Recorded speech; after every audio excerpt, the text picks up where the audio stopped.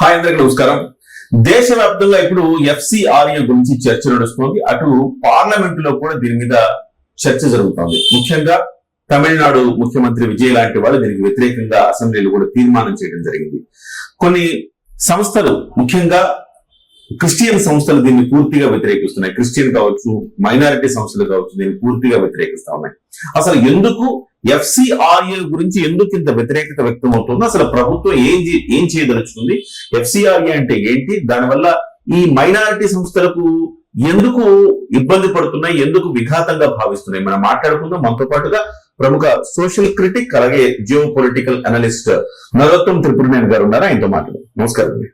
నరోత్తం గారు, ముఖ్యంగా అంటే ఎఫ్సిఆర్ఏ గురించి 2010లోనే ఈ చట్టం వచ్చింది, కానీ 2026లో దీని గురించి, దీనికి సంబంధించి మళ్ళీ బిల్లు కొత్తగా దాని మీద సవరణలతో బిల్లు తీసుకురావటం, దీన్ని వ్యతిరేకించడం, చాలా వరకు ఎన్డీఏ వ్యతిరేక పక్షాలు దీని మీద అభ్యంతరం వ్యక్తం చేస్తా ఉన్నాయి. ముఖ్యంగా పాల్ లాంటి వాళ్ళు కూడా దీని మీద మాట్లాడారు. కేపాల్ లాంటి వాళ్ళు, విజయ్ తాజాగా దీని మీద తీర్మానం చేశారు. ఎందుకు భయపడుతున్నారు? అసలుకి ఎఫ్సిఆర్ఏ అంటే ఏంటి, దీని మీద ఎందుకు వాళ్ళంతా భయాన్ని వ్యక్తం చేస్తా ఉన్నారు? ఇది బేసికలీ ఇప్పుడు ఎఫ్సిఆర్ఏ బిల్ అనేది 2010 లో రాలా, 1976 లో వచ్చింది. ఫస్ట్ ఇందిరాగాంధీ గారు ప్రవేశపెట్టారు. ఓకే, ఇన్సర్జెన్స్ అందరు వాడుకుంటున్నారు, మొత్తం ఈ ఫారెన్ ఫండింగ్ అనేది ఒక ఇదిగా పెట్టారు, రెగ్యులేట్ ఫారెన్ కరెన్సీని రెగ్యులేట్ చేయడానికి. దాన్ని 2010 లో ఎట్లా సవరణ చేశారంటే, ప్రాపర్ ఈ వచ్చే డబ్బులు మీ రిజిస్ట్రేషన్స్ ప్రాపర్ గా ఉండాలి, మొత్తం దానికంతా ఒక చట్టం తీసుకొచ్చి మన్మోహన్ సింగ్ గవర్నమెంట్ లో తీసుకొచ్చారు. ఇప్పుడు దీంట్లో ఏంటంటే, ఈ గత 15 ఏళ్ళు 16 ఏళ్ళుగా ఎన్జిఓలు పుట్టగొడుగుల్లాగా పుట్టుకొచ్చినాయి. దగ్గరగా దేశంలో క్యాన్సలేషన్ ఒక 22,000 ఎన్జిఓలు, అంటే పెద్ద పెద్ద ఎన్జిఓలు క్యాన్సల్ చేశారు. ఎగ్జిస్టింగ్ లాస్ట్ 2023 నుండి 2025 వరకు యాజ్ పర్ రికార్డ్ 13,500 చిల్లర ఎన్జిఓస్ 55,000 కోట్లు లోపల తెచ్చుకున్నారు ఎఫ్సిఆర్ఏ ఫండింగ్. ఇప్పుడు ప్రెసెంట్ గవర్నమెంట్ ఈ బిల్లులో అసలు ఫైట్ ఏ అంశం మీద అంటే, ఈ మనీ కంట్రోల్ యాక్ట్ ఆల్రెడీ ఉంది, ఎఫ్సిఆర్ఏ ఆల్రెడీ ఉంది, కానీ ఇప్పుడు కొత్తగా ఏ అంశం మీద గొడవ అంటే, మీకు డబ్బులు వచ్చిన తర్వాత మీరు అది కరెక్ట్ గా మీరు 5 సంవత్సరాలకి ప్రతిసారి మీ సంస్థ వెళ్ళి రెన్యూ చేసుకోవాలి. ఓకే, ఇంతకు ముందు ఏంటి, రెన్యూ చేయకపోతే నోటీసులు వస్తాయి, 2 సార్లు 3 సార్లు నోటీస్ వస్తుంది, తర్వాత వదిలేస్తారు, అయిపోతుంది, రద్దు అయిపోతుంది. ఆ డబ్బుల ద్వారా కొనుక్కున్న అసెట్స్ ఉన్నాయి కదా, ఆస్తులు వీళ్ళకి మిగిలిపోతాయి, వాటి జోలికి వెళ్ళడానికి ఒక చట్టం లేదు. ఇప్పుడు ఈ చట్టంలో ఏంటంటే, మీరు కరెక్ట్ గా ఎఫ్సిఆర్ఏ నియమాలు పాటించకపోతే, మీరు కరెక్ట్ గా దాంట్లో ఇదవకపోతే, మీరు ఆ ఆస్తులు, దాని ద్వారా కొన్న ఆస్తులు ఉన్నాయి కదా, ఇప్పుడు కాదు 50 ఏళ్ల క్రితం కొన్న ఆస్తులు కూడా, ఫారెన్ మనీ తోటి కొన్న ఆస్తులు రికార్డ్ ప్రకారం ఉంటాయి కదా, ఉన్న ఆస్తుల్ని జప్తు చేసుకోవటానికి ఇమీడియట్ గా మీరు ప్రూవ్ చేసుకునే వరకు మా గవర్నమెంట్ చేతిలో అసెట్స్ ఉంటాయి అన్నది ఒక రూలు. రెండోది ఏంటి, అసెట్స్ ఉండటమే కాదు, మీకు ఆ టైం పీరియడ్ లో మీరు ప్రూవ్ చేసుకోకపోతే అసెట్ ని అమ్మేయడానికి కూడా అధికారం ఉంది. దానికి ఒక సపరేట్ బాడీ పెట్టారు కదా, ఇప్పుడు అథారిటీ అని ఒకటి పెట్టారు, అది కూడా గవర్నమెంట్ ఆధ్వర్యంలో పనిచేస్తుంది. ఇప్పుడు ఇదేంటంటే, అందరూ హడలిపోయేది ఏంటంటే, దీంట్లో 2 వర్గాలు ఉన్నాయి. ఓకే, ఒక వర్గం వచ్చేసి ఈ ఇల్లీగల్ గా మనీ తెచ్చుకుని ఇల్లీగల్ గా వాడుకుంటారు. ఏంటి, దీనికోసం దానికోసం ఈ సంక్షేమ కార్యక్రమము ఈ కార్యక్రమము డబ్బులు తెచ్చుకుని వీళ్ళు మేడలు కట్టేసుకుని రకరకాల పార్ట్ ఆఫ్ ఫండ్ ఇట్లా వాడతారు. దేనికోసం తెచ్చుకున్న దానికి పార్ట్ ఆఫ్ ఫండ్ బయట ఖర్చు పెట్టేస్తారు. వీళ్ళకి ఇప్పుడు భయం పట్టుకుంది. ఇప్పుడు మొత్తం అక్కడ లెక్కలు అప్పచెప్పాలి కదా, ఎక్కడి నుంచి అప్పచెప్తారు, అంత ఎక్స్పోజ్ అయిపోతారు. వాళ్ళ సోషల్ ఇమేజ్ కానీ, వాళ్ళ ఏర్పరచుకున్న ఒక నెట్వర్క్ గానీ అన్ని పెద్ద దెబ్బ దానికి. అంటే ఇక్కడ నుంచి చెప్పాలా, పాత వాటికి కూడా చెప్పాలా? అదే చెప్తున్నాను అండి, ఇది దెబ్బ పాత వాటికి కూడా చెప్పాలి. వీళ్ళు ఉన్నారు కదా, ఈ పాత వాటికి కూడా మీరు ఫారెన్ మనీలో కొనుంటే అసెట్, అది కూడా చెప్పాలి. మీరు అన్ని అప్పు చెప్పాలి. ఇప్పుడు ఎవ్రీ 5 సంవత్సరాలు రెన్యువల్ అంటే ఉన్న లైసెన్స్ రెన్యువల్ కాదు, మొత్తం లెక్కలు అన్ని క్లియర్ గా ఉండాలి. అప్పుడే రెన్యూ అవుతుంది. రెన్యూ అవ్వకపోతే ఈ సంస్థకు ఉన్న అసెట్స్ మొత్తం తీసేసుకుంటారు. ఇదొకటి. ఇది ఒక లేయర్ వీళ్ళు ఫైట్ చేస్తున్నారు. రెండో లేయర్ ఎవరు ఫైట్ చేసేది? కొంతమంది ఒరిజినల్ పీపుల్ ఉన్నారు దీంట్లో, నిజంగానే డబ్బులు తెచ్చుకొని నిజంగానే కంప్లీట్ సేవా కార్యక్రమాల్లో పాల్పడిన వాళ్ళు చాలా మంది ఉన్నారు. అంటే ఇప్పుడు లెప్రసీ మిషన్స్ అని ఉంటాయి, మారుమూల ప్రాంతాల్లో హాస్పిటల్స్ లేని ప్రాంతాల్లో ఈ హాస్పిటల్ సేవలు అందించే వాళ్ళు, ఇంకా ఈ ఫ్రీ గిరిజన ప్రాంతాల్లో ఎడ్యుకేషన్ అందించే వాళ్ళు, ఇట్లా నిజమైన సంస్థలు చాలా ఉన్నాయి. అవి దెబ్బతింటాయి. వాళ్ళ ఎక్కడ దెబ్బతింటాయి? అసలు విషయం ఏంటి? ఇప్పుడు మానిటైజేషన్, ఇప్పుడు FCRA ద్వారా డబ్బులు తెచ్చుకొని మనీ తెచ్చుకొని అసెట్ ఏర్పరచుకున్నారు కదా. ఇప్పుడు ఈ అసెట్ ఏ మాత్రం చిన్న అవకతవక జరిగినా ఈ అసెట్ పోతుంది కదా. వాళ్ళ ఆర్గ్యుమెంట్ ఏంటంటే మేము మొత్తం కొనటానికి మొత్తం FCRA ఫండ్ వాడలేదు, లోకల్ డొనేషన్స్ కూడా వచ్చినాయి. ఒక 20% ఫారెన్ కరెన్సీ వస్తే 80% లోకల్ నుంచి వచ్చింది. ప్లస్ ఇన్ని సంవత్సరాలు నా మెయింటెనెన్స్ కి లోకల్ డోనర్స్ మాకు ఇచ్చారు. CSR ఫండ్స్ నుంచి చాలా ఉన్నాయి దాంట్లో మాకు డోనర్స్ ఉన్నారు. ఇది జస్ట్ బికాస్ ఆఫ్ 20% లేదా ఎప్పుడో 50 ఏళ్ల క్రితం మేము తెచ్చుకున్నాం అని చెప్పేసి మీరు దాన్ని మొత్తం కాన్ఫిస్కేట్ చేసుకుంటే ఎట్లా? అంటే అవకతవకలు జరిగితేనే కదా వీళ్ళు ఏదైతే ఫండ్ ఉందో దానికి కరెక్ట్ గా వాడామంటే ఇబ్బంది ఉండదు కదా. ఇబ్బంది ఉండదు అంటే ఇప్పుడు ఎగ్జాంపుల్ చెప్తాను. ఇప్పుడు ఎడ్యుకేషన్ కోసం తెచ్చారు, వాళ్ళకి ఎడ్యుకేషన్ తో పాటు ఫర్ ఎగ్జాంపుల్ రిలీజియస్ ప్రోగ్రామ్ నడుపుతున్నారు. ఆ రిలీజియస్ ప్రోగ్రామ్ లో కొంతమంది ఏం చేస్తారంటే అక్కడ మెడికల్ క్యాంప్ అని పెడతారు, దానికి ఫండ్స్ పెడతారు, మెడికల్ క్యాంప్ ని పెడతారు. కానీ ఈ లెక్కల్లో తేడా ఉంటది. ఈ డైవర్షన్స్ అంటే ఒరిజినల్ వాళ్ళకి చెప్తున్నారు, డూప్లికేట్ వాళ్ళకి అసలు కొంతనే ఉండదు డబ్బులు. ఇంకోటి వాళ్ళు ఒక 10 కోట్ల రూపాయలు వచ్చినాయి అనుకున్నాం, అందులో ఒక 3 కోట్లు పెట్టి విద్యా సంస్థకి పెట్టారు. అవును. ఒక 3 కోట్లు ఈ హాస్పిటల్ కి పెట్టారు. అవును. 6 కోట్లు. మిగతా 4 కోట్లు ఏం చేస్తున్నారు? ఇప్పుడు మత మార్పిళ్ల కోసం ఉపయోగించే బ్యాచెస్ కూడా ఉన్నాయి. వాళ్ళకి అవి వాళ్ళు ఫస్ట్ బ్యాచ్ లో వచ్చేస్తారు. వాస్తవానికి ఇప్పుడు అవన్నీ కట్టడి అవుతాయి కదా. అది ఫస్ట్ బ్యాచ్. అదేంటంటే వాళ్ళు ఖచ్చితంగా కట్టడి అవుతాయి. వాళ్ళు అసలు హడలిపోతున్నారు. ఇంకా మనకి పప్పులు ఉడకవాలి, వాళ్ళకి మార్గం లేదు. ఈ రెండో బ్యాచ్ ఉన్నారు కదా, వాళ్ళతో పాటు మమ్మల్ని కూడా లాగేస్తున్నారు ఊపిలో. కానీ వీళ్ళు చిన్న అడ్జస్ట్మెంట్ కూడా చేసుకోలేకపోయినప్పుడు ప్రతి కార్పొరేట్ కంపెనీలో కూడా ఉంటాయి, చిన్న చిన్నవి సహజంగా ఉంటాయి. ఇప్పుడు శాలరీలు ఇవ్వాలి, ఊరిని పని చేయరు కదా, వాళ్ళకి జీరో డైవర్ట్ చేసి ఏదో తీసుకొచ్చి ఏదో మేనేజ్మెంట్ చేస్తారు. కానీ నిజంగా సేవా కార్యక్రమాలు చేసే వాళ్ళు చాలా మంది ఉన్నారు. ఇప్పుడు సాయి సేవా సంస్థ ఉంది, ఫ్రీ మొత్తం. ఇప్పుడు చాలా మంది అట్లా ప్రతి మతంలోనూ ఉంది అటువంటివి. అయితే ఎందుకు పర్టికులర్ గా ఇది క్రిస్టియన్స్ కి వ్యతిరేకం, ముస్లింస్ కి వ్యతిరేకం అని పర్టికులర్ గా ఈ ముస్లింస్ కి సంబంధించిన సంస్థలు కావచ్చు, క్రిస్టియన్ సంస్థలు కావచ్చు, వ్యక్తులు కావచ్చు, దీని మీద ఆందోళన ఎందుకు వ్యక్తం చేస్తున్నారు? మీరు అన్నట్టు ఈ చట్టం అందరికి, ఇప్పుడు సాయి సేవా సదనం ఉన్నారు ఉదాహరణకు, వాళ్ళకు కూడా NRI ఫండ్స్ అంటే బయట నుంచి వచ్చి వేరే దేశం నుంచి వస్తే అది ఎవరు స్పాన్సర్ చేసినా అది ఖచ్చితంగా NRI ఫండే కదా. ఆటోమేటికల్లీ వీళ్ళు కూడా అవకతవకలకు పాల్పడితే వీళ్ళు కూడా శిక్షార్హులే కదా, వీళ్ళకు కూడా వర్తిస్తుంది కదా. అటువంటిప్పుడు పర్టికులర్ గా ఇదేదో క్రిస్టియన్స్ కి ముస్లింస్ కి వ్యతిరేకం క్రియేట్ చేస్తా ఉన్నారు. అది తప్పు. ఎందుకంటే ఈ చట్టంలోనే ఇప్పుడు తీసుకొచ్చిన బిల్లులోనే ఒక అంశం ఉంది. ఏం అంశం ఉంది? రిలీజియస్ సెంటర్స్, వర్షిప్ సెంటర్స్ కి మినహాయింపు.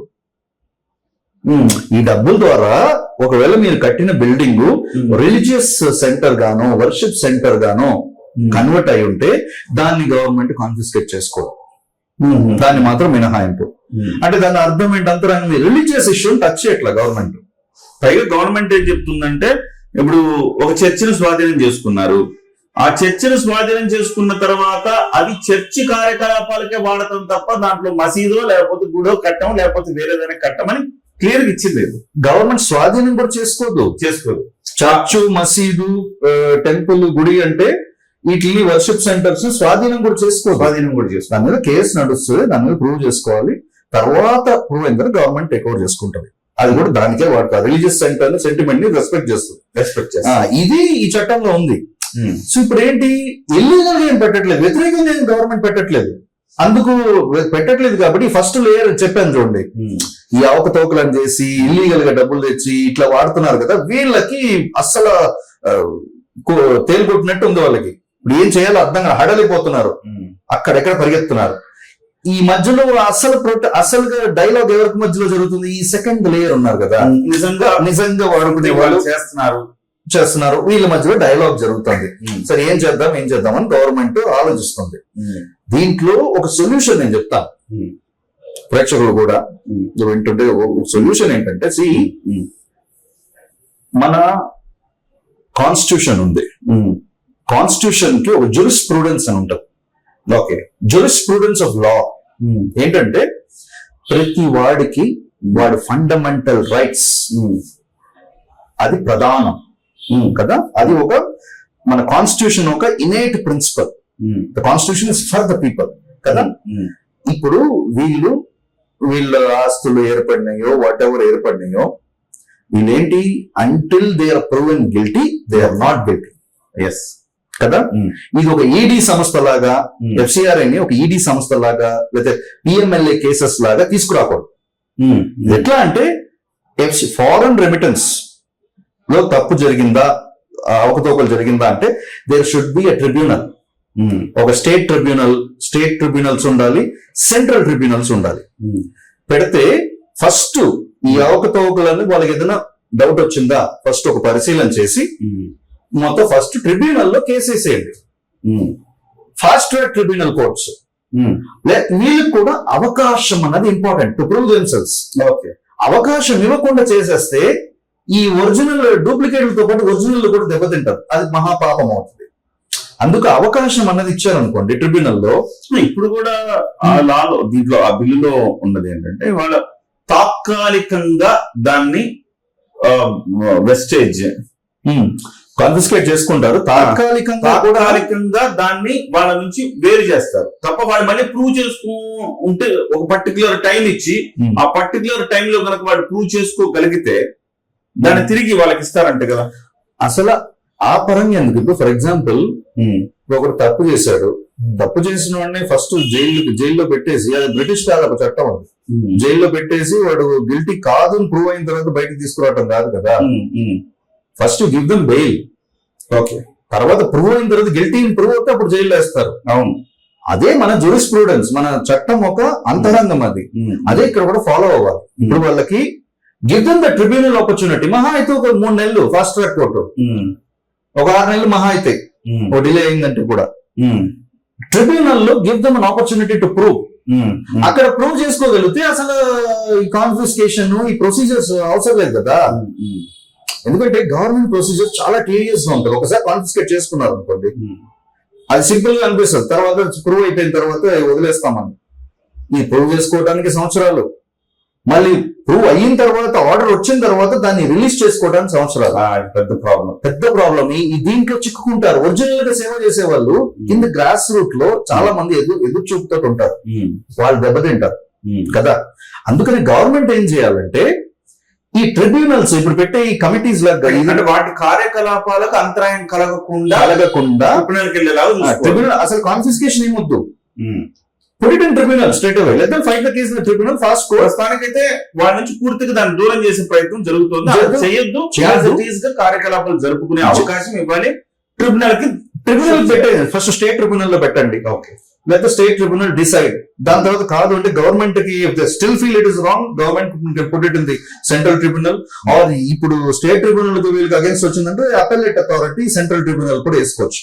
వేసుకుని ప్రూవ్ అయిపోయింది అనుకోండి, ఇంకా నో క్వశ్చన్స్ ఆస్క్డ్. సచ్చినట్టు మొత్తం అక్కడికక్కడ కాన్ఫిస్కేట్ చేసుకోవచ్చు. ట్రిబ్యునల్ విల్ డిసైడ్ కదా. సుప్రీం కోర్టు తెచ్చిపెట్టండి. బహుశా ఇప్పుడు ఇప్పుడు మీరు చెప్పిన ఆ సొల్యూషన్ ఇప్పుడు జాయింట్ పార్లమెంటరీ కమిటీ ఇచ్చారు, ఇస్తున్నారు దానికి. అవును, సో అంటే ఇస్తున్నారు, ఇచ్చినప్పుడు దానికి ఒక సొల్యూషన్ రావాలి. ఇలాంటి మీరు చెప్పిన సొల్యూషన్ లాంటిది అయితే పంపించాను చాలా మైనారిటీ ఆర్గనైజేషన్స్ కి ఐడియా, ఇది సొల్యూషన్ పంపించాను. Then even I sent emails to some ministries, అది ఈమెయిల్సే కదా, ఐడియా పంపించాం. దేశానికి మంచి జరగని this happens, it's well and good.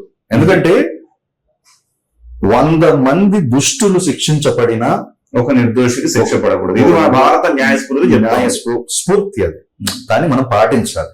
అందుకు give them that opportunity. Because వాళ్ళు ఒరిజినల్ గా చేసే వాళ్ళు నిజంగా గిరిజన ప్రాంతాలకు వెళ్ళారు అనుకో, నేను స్వయాన చూశాను ఎంత సేవ చేస్తారంటే. ఇప్పుడు ఆర్డిటి ఉంది, అవును, బ్రహ్మాండంగా చేస్తారు, బ్రహ్మాండమైన సేవ.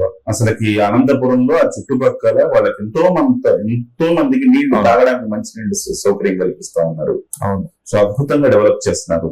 వాళ్ళ అసలుకి ఏమాత్రం నిస్వార్థంగా చేసే సంస్థగా ఆర్డిటిని మనం చూస్తాం. అవును. సో అలాంటి వాటికి కూడా ఇబ్బంది ఇబ్బంది కలగకుండా ఇది సృష్టించారనుకోండి, ఈ ఫిల్టర్ అయిపోతారు. ఈ దొంగలు వీళ్ళందరూ ఫిల్టర్ అయిపోతారు. వీళ్ళు తీసేసుకోవచ్చు ల్యాండ్స్. ల్యాండ్ బ్యాంకు గవర్నమెంట్ కూడా ఎందుకు ఇట్లా ఆలోచించిందంటే, విపరీతమైన ల్యాండ్ బ్యాంకు. ఓకే, అదేంటి ఇప్పుడు ఢిల్లీ వెళ్ళారు అనుకోండి, ఆడ పార్లమెంట్ జంతర్ మంతర్ అంటారు, ఇవన్నీ పెద్ద ల్యాండ్స్ ఉంటాయి. దానికి ఆపోజిట్ గా వైఎంసీ అని ఒకటి ఉంటుంది, కొన్ని 100 ఎకరాలు. డయోసిస్ ఉంటుంది అక్కడ వెనకాల. ప్రెసిడెంట్ ఆఫ్ ఇండియా ఉంటారు, వాళ్ళు north avenue. President of India ఒక ఇది ఉంటుంది, మొత్తం నార్త్ అవెన్యూ అంటారు ఢిల్లీలో. దాని పక్కనే డయోసిస్ ల్యాండ్స్ ఉంటాయి. ప్రెసిడెంట్ ల్యాండ్స్ పక్కన డయోసిస్ ల్యాండ్స్ ఉండవు. ఎప్పుడో ఇచ్చినవి అవన్నీ. అవి ఇప్పుడు కొన్ని వేల కోట్లు ల్యాండ్స్ అట్లా ప్రతి స్టేట్ లో ఉన్నాయి. అదే ఇది వచ్చేసి ఏదో anti minority, anti caste bill ఏం కాదు ఇది. ఇట్ ఇస్ బేసికలీ ఒక నియంత్రణ. ఒక డబ్బులు ఫారెన్ కంట్రీ నుంచి వస్తుంది అంటే దానికి నియంత్రణ అనేది ఉండాలి. ఊరిని ఇష్టానుసారం ప్రతి దేశం నుండి మన దేశానికి డబ్బులు వస్తున్నాయంటే మన దేశానికి మంచిది కాదు. జాతి సమగ్రత దృష్ట్యా పెట్టారు. దాంట్లో అందుకే చర్చ, పార్లమెంట్ అన్నది వేదిక. అందుకే చర్చిస్తారు. ఈ సమగ్రంగా చర్చించి దీంట్లో ఈ లూప్ హోల్ ఉంది, ఈ వీళ్ళకు కూడా అవకాశం కల్పించాలని చెప్పి ఒక అంటే బ్యాలెన్స్డ్ గా ఇటువంటి తీసుకొస్తే డెఫినెట్ గా బిల్లు సక్సెస్ అవుతుంది. దీని ద్వారా డెఫినెట్ గా అంటే మీరు అన్నట్టుగా చిన్న అడ్జస్ట్మెంట్ చేసుకొని ముందుకు తీసుకెళ్ళగలిగితే అవును, ఒక అద్భుతమైన ఫలితాలు వచ్చే అవకాశం కూడా ఉంది. ఖచ్చితంగా. చాలా మంది మొన్న కూడా కొన్ని మాటలు మాట్లాడారు. సిజేపీ నిరసన అప్పుడు ఢిల్లీలో జంతర్ మంతర్ దగ్గర చేసినప్పుడు దీనికి ఎఫ్సిఆర్ఏ నియంత్రణ అది తీసుకురాబోతోంది కాబట్టి ప్రభుత్వాన్ని ఇరుకొని పెట్టడానికి కూడా కొన్ని సంస్థలు, మొన్న షబానా ఆజ్మీకి ఏదో ఉందని ఇట్లా కొంతమందికి నేనే చెప్పాను కదా, అసలు ఈ సిజేపీ ఫైటే, ఈ గొడవ ఇదంతా హంబగ్. వాళ్ళకి స్టూడెంట్స్ ప్రొటెస్ట్ ఇవన్నీ కదా. జార్ఖండ్ లో ప్రొటెస్ట్ చేస్తే వెళ్ళా, అక్కడ పంజాబ్ కి వెళ్ళా, కర్ణాటక ఎక్కడికి వెళ్ళు. అది ఉన్న ఎందుకంటే వెనకాల నడిపించేదంతా ఎన్జిఓ సంస్థలు. ఈ ఫస్ట్ లేయర్ చెప్పాను కదా, రాబోతుంది అమ్మకు ఏదో వాళ్ళు ఓపెన్ గా అడగలేరు. ఇప్పుడు న్యాయంగా ఉండే వాళ్ళైతే ఓపెన్ గా అడుగుతారు, వీళ్ళు ఓపెన్ గా కూడా అడగలేరు. అటువంటిప్పుడు డెఫినెట్ గా వీళ్ళు ఇండైరెక్ట్ గా ఫైట్ చేస్తారు, వెనకాల నుంచి ఈ పనులన్నీ చేస్తున్నారు. అది జరుగుతుంది. ఇప్పుడు ఇంకో సొల్యూషన్ ఉంది దీంతో పాటు. ఇప్పుడు ఫారెన్ ఇంకోటి ఏంటి, ఎఫ్సిఆర్ఏ బిల్ ప్రకారం ఒక్కసారి మీరు ఎఫ్సిఆర్ఏ రిజిస్ట్రేషన్ అయిపోయింది అనుకో, ఒక్కసారి డబ్బులు తెచ్చుకున్నారనుకోండి, ఇంకా లైఫ్ లోన్ మీరు అటు తెచ్చుకోవాల్సిందే. తెచ్చుకోకపోతే క్యాన్సిల్ సరిగ్గా మెయింటైన్ చేయకపోతే క్యాన్సిలేషన్ అవుతాయి, ఆస్తులు పోతాయి. Okay, so indirectly this FCRA is also promoting foreign currency to come in. Okay, కంపల్సరీగా తెచ్చుకోవాలి. ఇది ఒకటి ఉంటది. అంటే డైరెక్ట్ గా కంపల్సరీ చెప్పకపోయినా అది అటువంటి పరిస్థితి కల్పిస్తుంది. అంటే ఈ సంస్థ సెల్ఫ్ సస్టైనబిలిటీలోకి వచ్చింది. ఇప్పుడు ఫారెన్ ఫండ్స్ అవసరం లేదు కదా, అవసరం లేని ఆర్గనైజేషన్ కానీ వాళ్ళు కూడా ఇప్పుడు తెచ్చుకోవాల్సి వస్తుంది, మెయింటైన్ చేసుకోవాలి. ఎఫ్సిఆర్ సర్టిఫికేషన్ మెయింటైన్ చేసుకోవాలి, సర్టిఫికేట్ మెయింటైన్ చేసుకోవడం కోసం అవసరం అవుతుంది. ఇది ఒక ఏంటి సిస్టమిక్ కొలాప్స్ అవుతుంది. ఇప్పుడు దీనికి ఒక సొల్యూషన్ చెప్తాను. సో యూ కెన్, ఇప్పుడు కార్పొరేట్ సంస్థలు ఫారెన్ కంట్రీస్ నుంచి ఇప్పుడు వలసలు వస్తున్నాయి, ఎస్పెషల్లీ బికాస్ ఇప్పుడు చైనాలో ageing population, work force population తక్కువ ఏజ్ అయిపోయింది. ఇప్పుడు మన భారతదేశం ఎఫిషియన్సీ సో హై అండ్ ఇక్కడ buying power is so high కదా. అండ్ ఇట్ ఈస్ ఈవెన్ ఇప్పుడే మ్యానుఫ్యాక్చరింగ్ సెక్టర్ లో ఇంకా గ్రోత్ స్టేజ్ లో ఉంది. ఇప్పుడు అందరూ foreign currencies plus volatile markets, Europe లో యుఎస్ లో అంతా వాలటైల్ గా ఉందని చెప్పి వాళ్ళందరూ ఇక్కడ షిఫ్ట్ అవుతున్నారు. They feel India is secure today. ఇప్పుడు ఇక్కడ వాళ్ళు వచ్చేటప్పుడు ఎఫ్డిఐ ఇన్వెస్ట్మెంట్స్ మన దేశంలోకి వచ్చేటప్పుడు దాని నుంచి ఇప్పుడు సిఎస్ఆర్ కార్పొరేట్ కి పెడతారు కదా, ఇక్కడ కార్పొరేట్ కంపెనీస్ కి, మన దేశంలో ఉండే కార్పొరేట్స్ కి. అట్లా ఎఫ్డిఐ వచ్చేటప్పుడు దాంట్లో ఒక సెస్ లేదా ఒక పర్సంటేజ్ ఎఫ్డిఐ ఇన్వెస్ట్మెంట్ లో కేటాయించి give it to these organisations registered under the act, FCRA act the government distribute చేస్తుంది. That's fine. అప్పుడు బ్యూటిఫుల్ గా నడుస్తుంది. Definitely sir. Thank you sir, thank you. చాలా మంచి సొల్యూషన్ చెప్పారు. మొదటి ఎఫ్సిఆర్ఏ అయితే ఈ దేశానికి అవసరం, కానీ దీంట్లో మన నరోత్తమ్ గారు చెప్పినట్టుగా మనకు 100 మంది దోషులు తప్పించుకున్నా కానీ ఒక నిర్దోషికి శిక్ష పడకూడదు అన్నట్టుగా, నిజంగా సేవా దృక్పథంతో పనిచేసేవాడు ఇబ్బంది పడకుండా ఉండాలంటే దాని చిన్న చిన్న సవరణలు చేయాల్సిన అవసరం ఉంది ఈ బిల్లుకి. ఆ రకంగా సవరణలు చేసుకుంటే కనుక డెఫినెట్ గా ఒక అద్భుతమైన ఫలితాలు వచ్చే అవకాశం ఉంది. డెఫినెట్ గా చూద్దాం. జేపీసీకి కూడా వెళ్తే కనుక ఇలాంటి ఒక సొల్యూషన్ వచ్చే అవకాశం ఉందా లేదా, ఏం జరగబోతుందని వెయిట్ చేయాలి. నమస్తే. నమస్తే.